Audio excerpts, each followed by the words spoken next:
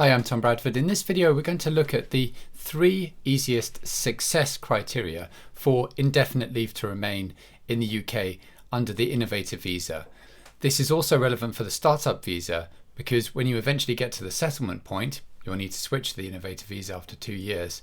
You'll need to also think about these and plan ahead for them. So let's make a start. And before I do, please feel free to subscribe for updates on the Innovator visa and startup visa and my other videos on residency programs internationally. And also you can feel free to contact me. You can message me on WhatsApp or email. My contact details are just below. So let's make a start on the first 2 criteria that most of my clients rely on. So the settlement success criterion are here. There's 7 of them, and you need to meet at least 2 of them to qualify for indefinite leave to remain after 3 years. And the most straightforward ones are that you invest 50,000 in your business, and that has to be actively spent furthering the business plan assessed in your initial endorsement. So what we will do, if you're my client, we will sit down together at the beginning of the process, look ahead, look at your business plan and which are the endorsable elements of your business plan into which you will be investing the qualifying 50,000. So typically my clients will be spending more than 50,000 in their businesses, especially over a 3-year period, but we'll need to together identify the tranche and identify that tranche of spending of £50,000 that we're relying on for the purposes of the settlement criterion. And then we can then plan ahead, and I can provide an advice at the end of the process to the effect that it is satisfied. Now, the other success criterion is that you will engage in significant research and activity, and you will apply for intellectual property protection in the UK. Now, I've said in some of my other live streams and videos on this channel that a copyright and trademark isn't sufficient in my view. Also, a patent for many clients, for example, in relation to software, is quite difficult to obtain, but often simply not possible in relation to software specifically.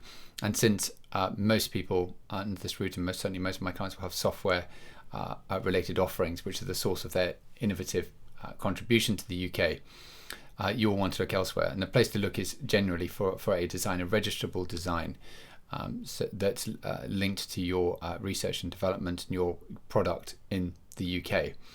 A design can be registered over a relatively brief period, within a month or so certainly, and most of my clients are developing something unique and innovative that will have a user interface of some kind, whether it's a B2B business or B2C, and it will be that design that will be protectable as part of your intellectual property in the UK.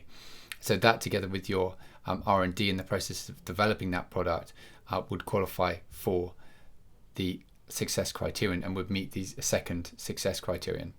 But there's also another one, which I'm going to come to now, and that's this: that if in any event you did not want to rely on the 50,000 having been invested, and for any reason you had not registered your intellectual property, the third criterion, which is most relevant to many people, is a number of the business's customers has at least doubled within the most recent 3 years and is currently higher than the mean number of customers for other UK businesses offering comparable main products or services.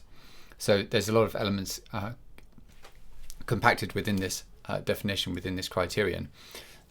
The main point, and the first point, is that you've doubled the number of your customers within the first 3 years in respect of your UK business.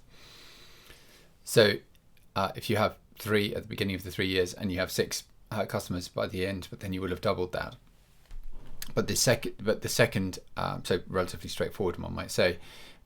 But the second element is that they are currently higher than the mean number of customers for other UK businesses offering comparable main products or services. So I just wanted to give an example to illustrate this. So I have a client who's doing something very specific in the finance and trading space, so finance platform for traders, and it's focused on a particular international market. Now, if you look at comparable businesses, UK businesses alone, then he has actually very few competitors in the UK. There's only 2 or 3. Now, how do you work out what the mean number of customers is in respect of those other UK businesses? Well, in his case, the business runs off advertising.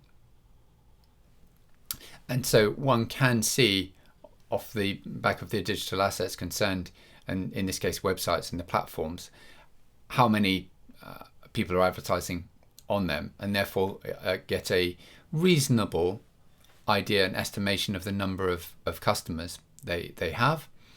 And therefore, because it's a very specific niche, he is able, or will be able to show that he has gone beyond the mean number of customers in respect of comparable UK businesses, because that's that very small pool, and in that case you can make a reasonable determination as to how many customers they have. Of course, that information may be commercially sensitive, is likely to be commercially sensitive in some other areas, but in some areas, particularly in relation to digital, it is possible to determine that, and therefore to fulfill more than 2 criteria. You only need to satisfy 2 though, and all of this will form part of our planning process if I'm working with you to apply under these visas, or indeed any other main business immigration routes for the UK. I hope this was helpful. As I say, if you would like to contact me, I'd be very happy to speak with you. I have a free consultation service, and you can contact me either by WhatsApp, on social media, or by email. I hope this video was useful. If it was, feel free to subscribe and click the notification bell, and I will see you in the next video.